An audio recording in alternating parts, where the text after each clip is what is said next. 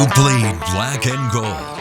These are your Hawkeyes, and you're watching the Hawkeye Authority.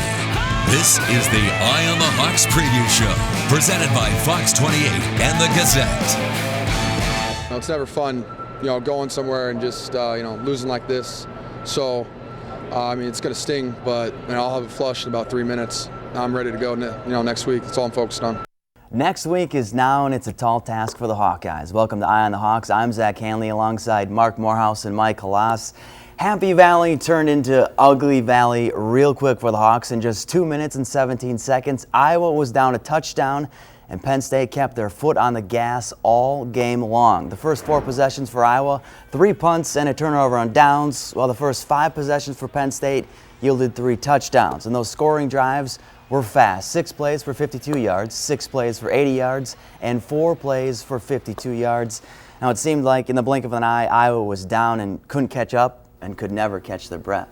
I think the play that really caught my eye, and I think we actually talked about it when it happened, was when Iowa went to the quick count and tried to get that third down sneak that it always tries to get.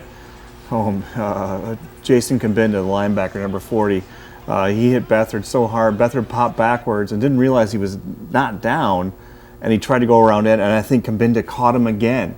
That's how Iowa was, that to me was the most telling play. It wasn't the most pivotal play, but it was the most telling play. Iowa couldn't do one of its staple sneak things that it always does. It got shoved in its face, and really it's all downhill from there. It was an extraordinarily one-sided game, as everybody knows, but to me, boom, the opening kickoff, 48 yards. Right there that says Penn State is into this. And they showed it on its first possession, touchdown drive. Iowa's answer is to get stuffed on 4th and 1. So that was one possession against one possession. That was one team against one team, game, set, match, you name it. The rest of it's details. There's a lot to talk about in this game that was bad for Iowa, starting with 599 yards allowed. But Penn State is in a very happy place to play off of what you just said, and they showed it. They are peaking. They're a top 10 team in my opinion, 3rd best team in the Big Ten. Iowa is a long ways from Penn State. Big part of Penn State's success, the play of Saquon Barkley. The sophomore running back ran wild over the Hawkeye D. 20 carries, 167 yards on the ground for an average of 8.4 yards per pop. Barkley also had 44 yards receiving and scored twice, earning our player of the game. Just 1 negative rush and only a couple of 1- and 2-yard gains. Were you surprised at how successful he was? A little bit. I thought if Iowa was going to throw a punch in this game, that it would be the defense, would be the run defense, because it had really improved the last 3 games. But here's reality's kind of setting in for the defense now. It's not performed well against a decent offense this year. Penn State is, Purdue isn't even the same league, and so, what did surprise me also about the defense, Barkley, I kind of thought would eat, as the kids say, eat, and then do this. But I thought he would get his. But I was surprised by Trace McSorley. He really ran the offense well. Looked like he is going to be a dangerous weapon for them, and I guess they like the number 2 guy, the number 2. Who scored that late touchdown. He's 6'4" and can run like that, and he's the backup quarterback. So Penn State's kind of looks like it's going to be here to stay. I think Iowa has it 3 more years on the schedule. Well, that's bad news. Yeah. Barkley and McSorley are both coming back. They can't go into the NFL if they want to. And you're right. McSorley was terrific, and not just with his feet, although that's what really impressed me. He takes shots, and he makes shots. We're seeing... look, that's what we're not seeing from Iowa. Kirk Ferentz is all about looking forward, not backwards, and with 3 games left, morale wavering, and a bowl trip in jeopardy, the Hawks know they need to be locked into each other to finish this season on a high note.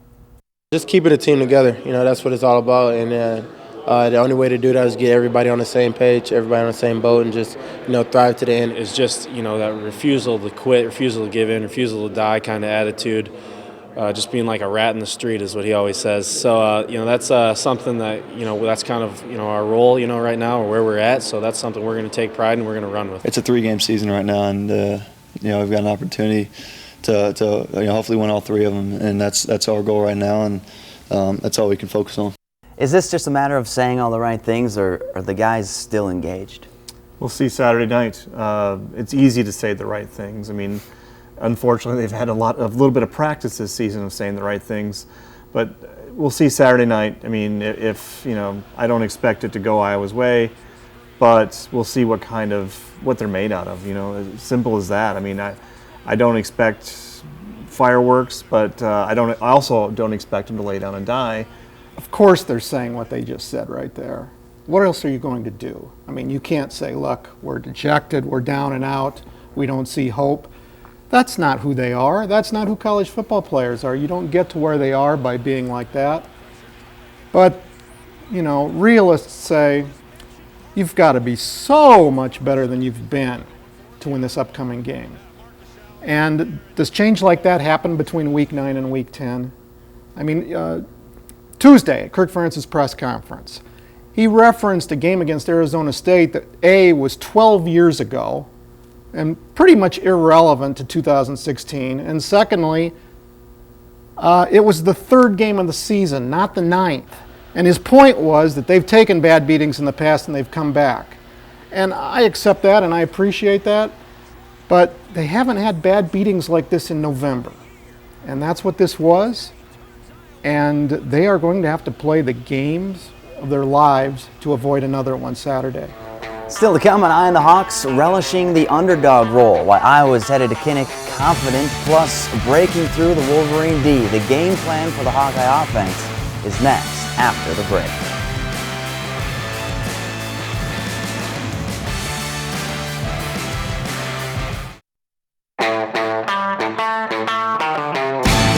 We got hit right on the chin, and it's happened before, and the whole challenge is to get back up on your feet and go back to work, and we certainly have to do it this week because the team we play will, they're going to be a big challenge for us. Welcome back to Eye on the Hawks. Jim Harbaugh, a playoff ranking, and at this point an undefeated season. Michigan is the talk of college football right now, and Iowa is totally off the national radar. But that can change Saturday because it's a big opportunity for the Hawks to turn their season around with a marquee win. And while nobody believes they can do it, they do. That's what we want. We want to be the underdogs. We want to be the team that that can pull something out at the end, and just come out and compete at the very best that we can. We don't go in, throughout the week, thinking that we don't have a chance or anything like that. Obviously, we know that they're an excellent team, and it's going to take a great effort from us as a whole. So we don't go in any game or anything like that thinking that we don't have a chance or anything like that, because we're competitors. Everybody on this team, you wouldn't be here if you weren't a competitor. Now it's good to have confidence, but are they crazy? I'm just going to say this: Michigan is the all-name team. They have a wide receiver named Eddie McDoom. That sounds like a comic book character to me.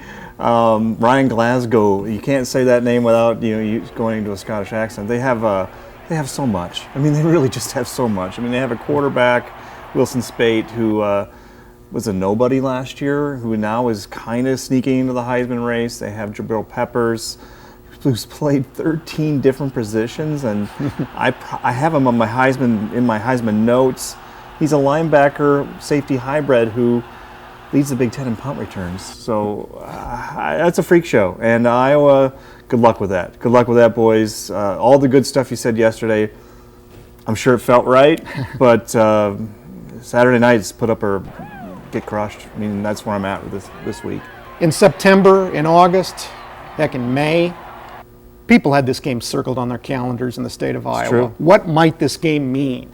You looked at Michigan's schedule and the players they had back, and you looked at what Iowa had back and its schedule, and you said, who knows?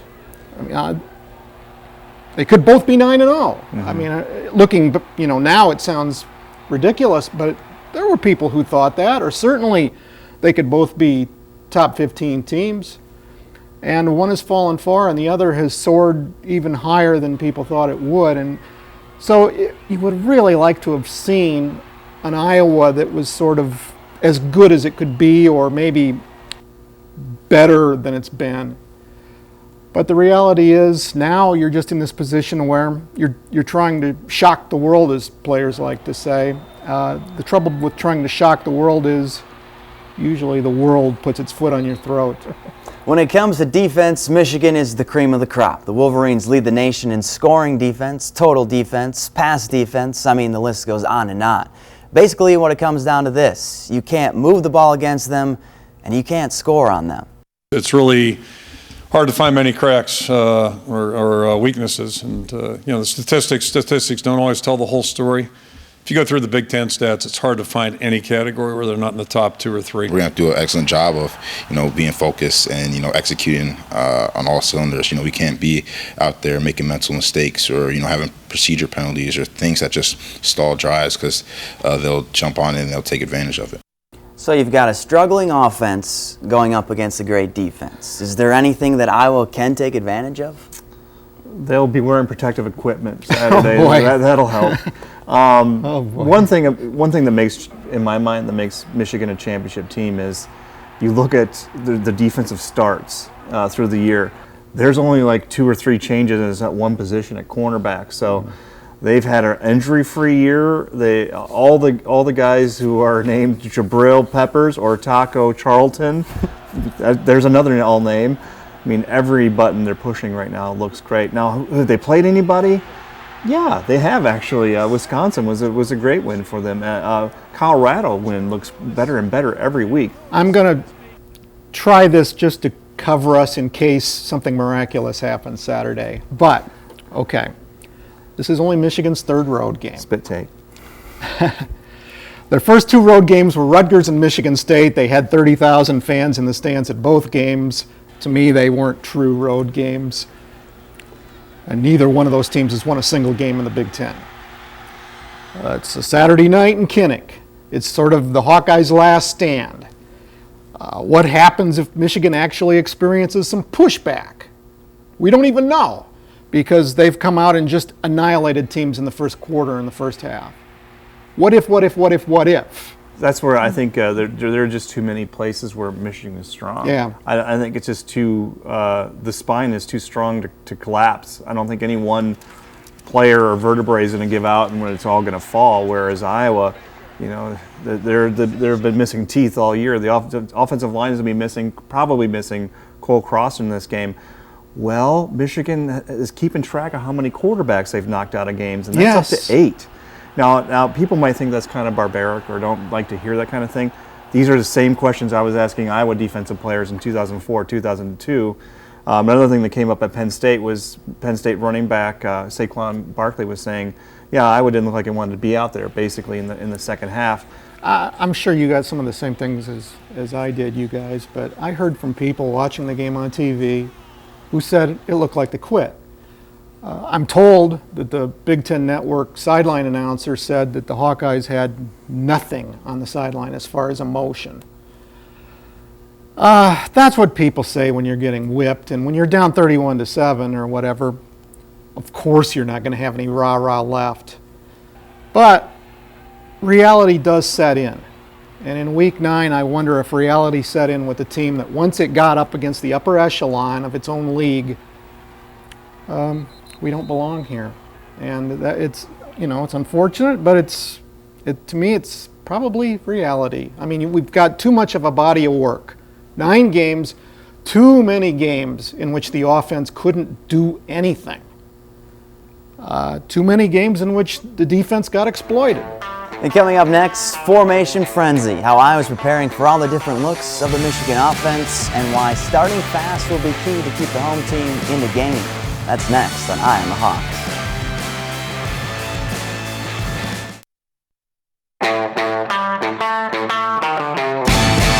They're really good at every spot. They don't really have any weaknesses, but ultimately they want to run the ball, and they have a good air attack as well, so we're just going to have to be ready. Welcome back to Eye on the Hawks. Like their defense, the Michigan offense is pretty good too. They average just under 48 points per game and gain nearly 500 a contest. But what has the Hawkeye D dialed in? All the different formations they use. You got to get as many formations down as you can, understand what they can run out of there, what's the probability of a run or pass. So, I mean, we just look at those formations and look, if they're going to run it or pass it. I try to get you off your rhythm, try to, get your eye discipline wrong, stuff like that. But, it just comes down to, paying attention, knowing our checks, knowing our assignments. With all those different formations, it's almost like that line in Remember the Titans. Who do you think they are? The New York Jets? But they're more than just different formations. Yeah, they when you have that many good tight ends, I mean, we haven't even talked about Jake Butt very much. There's another name. They have Tyrone Wheatley, Jr., a name that everybody remembers. His dad played running back at Michigan. They have when you have that kind of tight ends, it kind of reminds me of what Harbaugh did at Stanford. I mean, it's a power running game mixed with a West Coast passing game, a lot of timing, and it's really clicking right now. That's one thing Michigan has always had. I mean, no matter how bad the last coach flubbed, they still have great players, and Harbaugh has put them in the right spots. Now, one way to slow down Michigan, throw them off their game, and Iowa plans to do that by starting fast. That's the way they're used to playing. Is the majority of their opponents. It's been blowouts. It's been over early, so to say. So we just want to make it sticky for them. We want to drag that get it into the fourth quarter, and get into that kind of sort of gunfight, street brawl kind of thing, and just make them make the plays to win at the end. The only problem with that is no one has been able to do that. Absolutely, Michigan has outscored its opponents 112-28 in the first quarter. Last four games, I think it's 234-32 or something, and then Iowa's last four games, they've been outscored by the opponents 100-86 or something like that. But yeah, the first quarter starts. I like what Parker Hesse said there. Iowa did get Wisconsin into the fourth quarter, and it was a tight game for a while. They didn't get there at Penn State, and I'm wondering. I don't see them getting there with that this week. But you know what? Withstand the first quarter. I mean, there's so many numbers that Michigan has put up that says, the first quarter is theirs.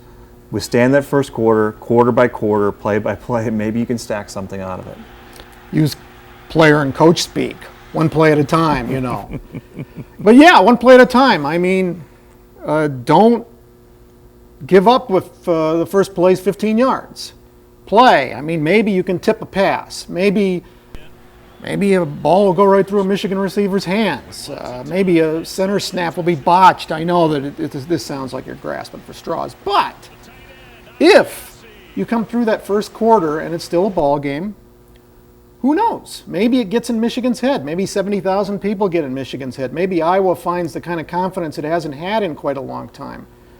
It's not Wisconsin's offense. It's a much better offense, but let's see what it does if it is confronted with actual adversity. Well, this late in the season, can you fix the Iowa offense, though? Because they're going to need to do something, too. Yeah, in-season fixes. I did ask Kirk Ferentz that yesterday, and he jumped to the conclusion that I was talking about maybe dumping the coordinator or maybe remaking the offense. That was not what I was asking. What I was asking was, can you move some pieces around and give defenses a different look or something else to sweat?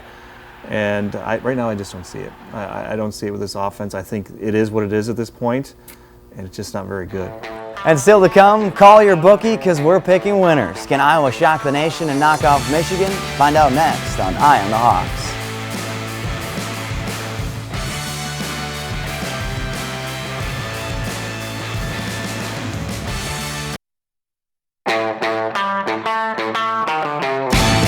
You just try to prepare, you try to practice and do your best and try to improve during the week, and that's all you can do. It's not like we're going to get new players, new coaches, all that kind of stuff during the course of the week. You do what you can. Welcome back to Eye on the Hawks. Ferentz said it, same coaches, same players. Will Saturday be the same result? Same. I think probably somewhere in the neighborhood of 48-7. I think they do score, but I think I don't think Michigan is going to take its foot off the gas. I think Iowa's in for F-150 over the Chipmunk. It's not going to be pretty. Well, I think Iowa wins. Pandering. No. Pandering. No, I'm joking, but I just wanted to see the looks on your faces, and you guys delivered. No, too much. But, some people do believe in miracles. I'm not one of them. Michigan's here. Iowa's here. Wolverines in this one. Iowa State on the road, but they are double-digit favorites at Kansas. Last time they were favored in a game this season, they won. Do the Cyclones repeat that? Yes, Kansas is, dumpster Kansas. fire. It's waiting for it's basketball season. It was basketball season in August in Kansas, so yeah, I think it's Cyclones. I like what I've seen from the Cyclones in many ways the last couple of weeks against good teams. I tell you what, if Iowa State played Iowa right now, But, I think they win by a couple of touchdowns down there. Cyclones get their first Big 12 win of the season. This week's must-win game for you and I at Western Illinois. The Leathernecks won last year's meeting in Cedar Falls. Do the Panthers get it done? Yeah, I'm pandering now. No, I'm kidding. I do think the Panthers can get it done. Hugely important game. I think getting the playoffs really does mean something for Mark Farley this year. And I think it's not like they're playing Michigan, right? Why not? Why not? Hey, it's a must-win. They have to. They will. Panthers win that one. And that's a wrap for this week's Eye on the Hawks. For Marc Morehouse and Mike Hlas, I'm Zach Hanley. Thanks for watching.